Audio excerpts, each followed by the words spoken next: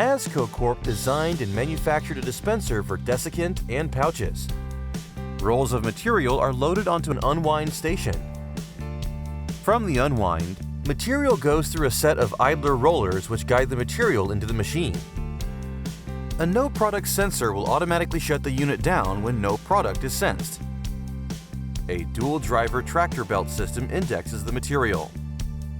The eye registration is mounted in the knife assembly for accurately positioning the material.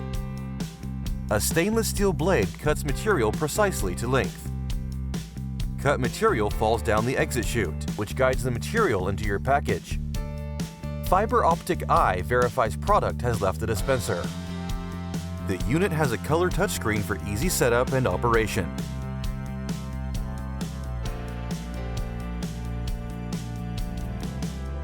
Please give us a call to discuss your application. Don't forget to follow and subscribe to our channels.